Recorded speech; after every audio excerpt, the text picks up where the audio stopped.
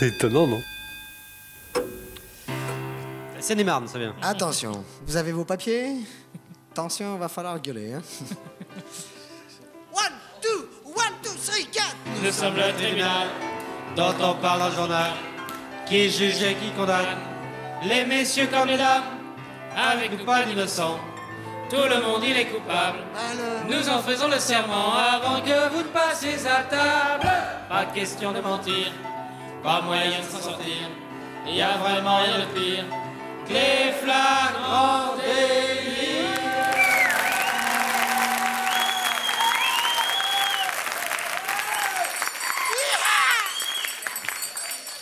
L'audience. C'est le cri des cow-boys. Ah oui. Et t'as retrouvé toutes tes vaches? L'audience est reprise. Je vous rappelle que nous jugeons aujourd'hui M. Alain Gillot-Pétré et qu'il est accusé d'adultère caractérisé, d'incitation à la discrimination sexuelle, de concurrence déloyale et usurpation de fonction, et de faux témoignages, propagande mensongère et désinformation. Tout ce que la société française doit reprocher à M. Alain Gillot-Pétré sera bien sûr le thème évident Pas évident. du réquisitoire implacable, du non moins implacable procureur général de la République des proches françaises.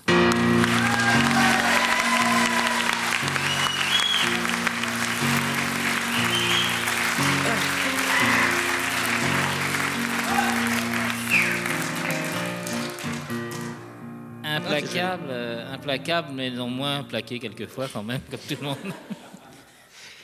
Française, Français, Belge, Belge, mon président, mon chien, etc., etc. Monsieur l'avocat le plus balataire, mesdames et messieurs les jurés, public chéri, mon amour.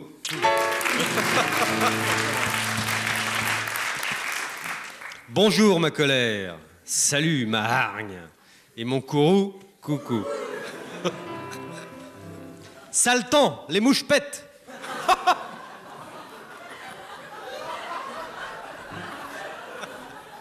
Ah la vache, quel temps de chiottes! À l'heure où je vous parle, j'ai les bonbons racornis et la stalactite tellement rétractée qu'on dirait un hermaphrodite de Praxitèle. C'est pas pour me vanter, mesdames et messieurs, mais il fait vraiment un temps à pas mettre un socialiste dehors. Même à Cannes, il fait un froid de poule et à la Napoule, il fait un froid de canard, il n'y a plus de saison. Ah, c'est vraiment pas un jour à courtiser la gueuse sous les portes cochères. Comme le dit si judicieusement le vieux dicton berrichon, frisquette en novembre, bistouquette en pente.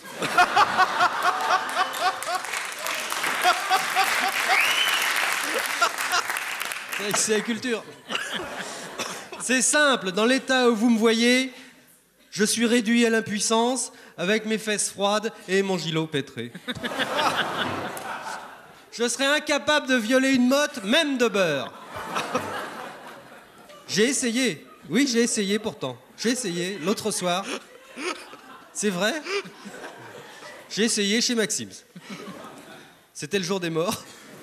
Le 2 novembre, pas le 1er novembre. Le 1er novembre, c'est la fête de tous les saints, comme son nom l'indique, bande de papistes sous-doués que vous êtes. Ah, je vous jure, si même les catholiques se mettent à être cons, monsieur Gillot-Pétré. Maintenant, où va le monde? Dieu me tripote, où va le monde? Donc, le jour des trépassés, j'étais allé cracher sur mes tombes et déposer une gerbe sur celle d'Aragon. Et bon... Je vous rappelle, c'est une émission enregistrée, monsieur le procureur, on ne sait jamais. Ah, c'est un jeu. C'est un jeu insupportable. Et bon, le soir venu, je décidais d'aller dîner chez Maxim's avec une espèce de vache normande que j'avais l'intention de traire le soir même pour me réchauffer la libido. Depuis que Cardin a racheté le fonds de commerce, ce fonds de commerce, le fonds de commerce de Maxim's, et ça je le dis à l'intention des smicards qui auraient l'intention d'économiser 3 semaines de salaire pour se taper un radibeur chez Maxim's, eh bien c'est nettement moins bon. Ça c'est très couturier comme maison maintenant, il y a des fils même dans les haricots blancs. La tête de veau a des boutons. Les moules sont pleines d'ourlets, enfin c'est vraiment dégueulasse. En attendant le suprême vinaigrier aux écorces vermeilles, c'est les carottes râpées, tu préfères? Je me défonçais l'entendement au whisky fort d'une main, tandis que de l'autre, j'agaçais un pis de la Blanchette qui broutait ses olives grecques en meuglant sobrement un discours météorologique boursouflé de banalités sans issue. Je commençais à la haïr de tout mon cœur, et c'était tant mieux car à l'instar du docteur Folly, quand je hais, ça m'excite. J'ai quelque honte à l'avouer, mesdames et messieurs les jurés, mais je suis pour le rétablissement de la peine de mort pour les casse-bonbons qui vous coincent sur le trottoir, au téléphone, avec rien d'autre à dire que ces banalités trous du cutoir concernant leur tension qui remonte ou leur thermomètre qui descend. Est-ce que je vous raconte mes dîners bovins, moi? Non? Si? Bon. Je vous préviens, les voisins, si vous m'entendez. Le premier ou la première qui me bloque avec son cabas pour me dire qu'il va pleuvoir, j'y fous mon poing dans la gueule. Le premier prix d'endurance dans la banalité, je crois que je le décernerais volontiers à une mamère poilue que je me suis retenu d'oxyre l'autre jour à coup de pompe dans le fibrome à la boucherie du coin. C'était sur le point de fermer, il y avait au moins 10 clients à piétiner d'impatience derrière cette gorgone prolétarienne de type prise unicard de banlieue qui déversait sans trêve entre ses chicots moisis les flots insipides de son insignifiance fondamentale dont les postillons filandreux venaient s'écraser dans le coin merguez et sur la tranche d'entrecôte à jamais souillée de cette salive septuagénaire mêlée de sang frais. Arrêtez-moi, je vais vomir.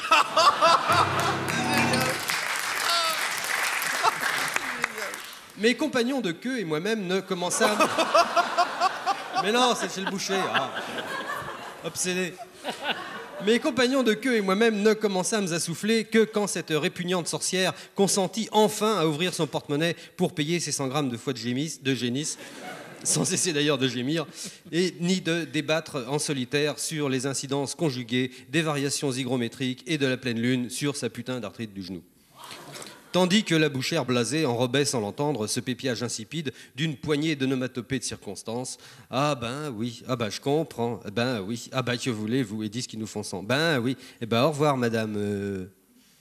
L'immonde gargouille allait enfin partir quand soudain, au moment même où elle sortait de la file, alors que j'avais déjà ouvert la bouche pour commander mon steak, l'odieuse fit soudain un volte-face et dit... Ah bah tiens, pendant que vous êtes, Mme Lherbier, mettez-moi donc 200 grammes de haché pour mon Maurice, parce que des fois qu'il voudrait du haché, parce que déjà hier soir il voulait du haché, même qu'il m'a dit comme ça t'aurais pas du haché, mais comme on n'avait pas fini le roast beef de dimanche, j'ai dit faut finir d'abord le roast beef de dimanche, et puis alors j'ai fait une mayonnaise avec une pointe d'estragon pour finir le roast beef, n'est-ce pas? Comme je dis toujours, faut toujours mettre une pointe de mayonnaise, moi je mets toujours une pointe d'estragon dans ma mayonnaise, quand j'ai fini de saler, n'est-ce pas? C'est comme qui dirait pour le goût, sinon ça goûte pas, n'est-ce pas?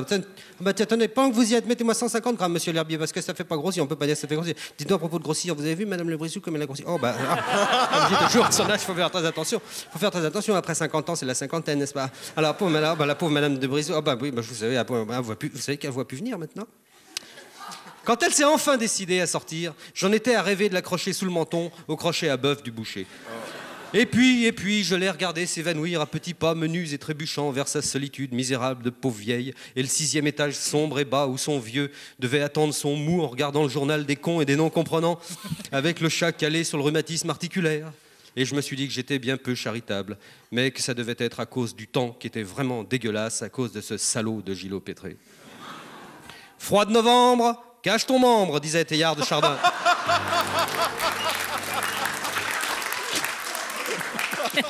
Il disait ça, Théillard de Chardin.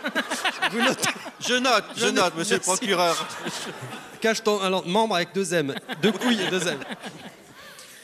Froid de novembre, cache ton membre, disait Théillard de Chardin, qui philosophait rarement sans sa soutane en thermolactyle d'Ama. Et alors justement, chez Maxim's, j'en étais toujours à tripoter mon échantillon de cheptel, tout en m'imbibant le cortex d'alcool pur pour me donner du courage. Ayant atteint un degré de jovialité éthylique nettement au-dessus de ma moyenne habituelle, je décidai finalement de trombonner ma tête de bétail sans attendre la merveille écarlate dans son lit de pommes dorées à la bruxelloise. C'est la Francfort Frite de chez Maxime. Et alors, observant un rite multimillénaire, malheureusement tombé en désuétude dans les préludes amoureux contemporains, je commençais par écarter les autres mâles en pissant autour de la table pour délimiter mon territoire.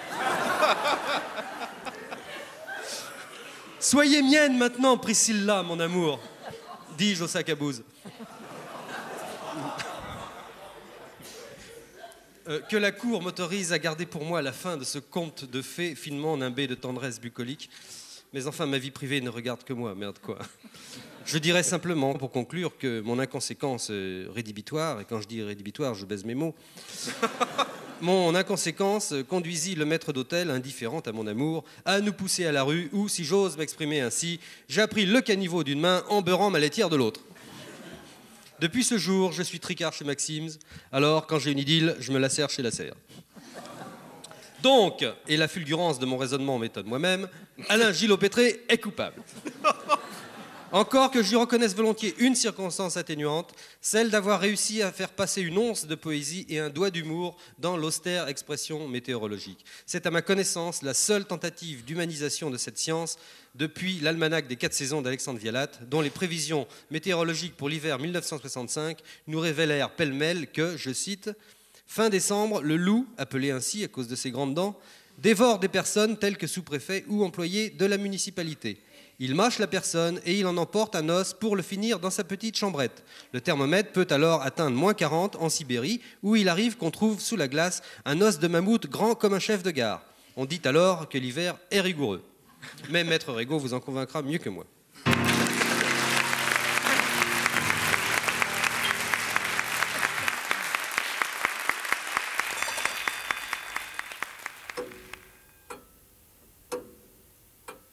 C'est étonnant, non?